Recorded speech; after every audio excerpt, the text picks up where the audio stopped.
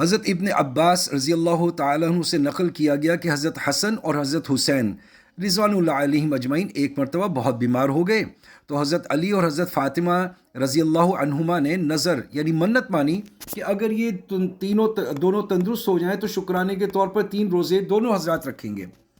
اللہ جل شانہ کے فضل سے صاحبزادوں کو صحت ہو گئی۔ ان حضرات نے شکرانے کے روزے رکھنے شروع فرما دیے، مگر گھر میں نہ سحر کے لیے کچھ تھا نہ افطار کے لیے۔ فاقے پر روزہ شروع کر دیا۔ صبح کو حضرت علی کرم اللہ وجہہ ایک یہودی کے پاس تشریف لے گئے جس کا نام شمعون تھا کہ اگر تو کچھ اون دھاگا بنانے کے لیے اجرت پر دے دے تو محمد صلی اللہ علیہ وسلم کی بیٹی اس کام کو کر دے گی۔ اس نے اون کا ایک گٹھڑ 3 ساع جو کے اجرت طے کر کے دے دیا۔ حضرت سیدہ فاطمہ رضی اللہ تعالیٰ عنہ نے اس میں سے 1 تہائی کاتا اور 1 ساع جو اجرت لے کر ان کو پیسا اور 5 نان اس کے تیار کیے، ایک ایک اپنے میاں بیوی کا، دونوں صاحبزادوں کے، اور ایک باندی کا جس کا نام فضہ تھا۔ روزے میں دن بھر کی مزدوری و محنت کے بعد حضرت علی رضی اللہ تعالیٰ عنہ حضور صلی اللہ علیہ وسلم کے ساتھ مغرب کی نماز پڑھ کر لوٹے اور کھانا کھانے کے لیے دسترخوان بچھوایا گیا۔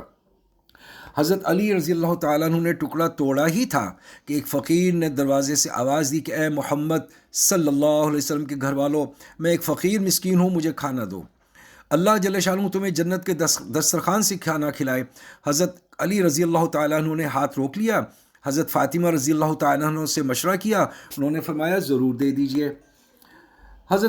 وہ سب روٹیاں اس کو دے دیں اور گھر والے سب کے سب فاقے سے رہے۔ اس حالت میں دوسرے دن کا روزہ شروع کر دیا۔ دوسرے دن پھر حضرت فاطمہ نے دوسری تہائی اون کاتی، 1 ساع جو کا اجرت لے کے اس کو پیسا، روٹیاں پکائیں۔ جب حضرت علی کرم اللہ وجہہ حضور صلی اللہ علیہ وسلم کے ساتھ مغرب کی نماز پڑھ کر تشریف لائے اور سب کھانے کے لیے بیٹھے تو ایک یتیم نے دروازے سے سوال کیا اور اپنی تنہائی اور فقر کا اظہار کیا۔ ان حضرات نے اس دن کی روٹیاں بھی اس کے حوالے کر دیں اور خود پانی پی کر تیسرے دن کا روزہ شروع کر دیا، اور صبح کو حضرت فاطمہ رضی اللہ تعالی عنہا نے اون کا باقی حصہ کاتا اور 1 ساع جو کا رہ گیا تھا وہ لے کر پیسا اور روٹیاں پکائیں۔ اور مغرب کی نماز کے بعد جب کھانے بیٹھے تو ایک قیدی نے آ کر آواز لگا دی اور اپنی سخت حاجت اور پریشانی کا اظہار کیا۔ ان حضرات نے اس دن کی روٹیاں اس کو دے دیں اور خود فاقے سے رہے۔ چوتھے دن صبح کو روزہ تو تھا نہیں لیکن کھانے کو بھی کچھ نہ تھا۔ حضرت علی رضی اللہ تعالیٰ عنہ دونوں صاحبزادوں کو لے کر حضور صلی اللہ علیہ وسلم کی خدمت میں حاضر ہوئے۔ بھوک اور ذوف کی وجہ سے چلنا بھی دشوار تھا۔ حضور صلی اللہ علیہ وسلم نے حضرت علی سے فرمایا کہ تمہاری تکلیف اور تنگی دیکھ کر مجھے بہت تکلیف ہوتی ہے، چلو فاطمہ کے پاس چلیں۔ حضور صلی اللہ علیہ وسلم حضرت فاطمہ کے پاس تشریف لائے۔ وہ نماز پڑھ رہی تھیں، بھوک کی شدت سے آنکھیں گڑ گئی تھیں، پیٹ کمر سے لگ رہا تھا۔ حضور صلی اللہ علیہ وسلم نے ان کو اپنے سینے سے لگایا اور اللہ سے دعا کی۔ اس پر حضرت جبرائیل علیہ السلام سورہ دہر کی آیتیں وَيُطْعِمُونَ الطَّعَامَ عَلَى حُبِّهِ مِسْكِينًا وَيَتِيمًا وَأَسِيرًا لے کر آئے اور اس پروانہ خوشنودی کی مبارکباد دی۔ یہ آیت پہلی فصل کی آیت کے سلسلے نمبر 34 میں گزر چکی ہے۔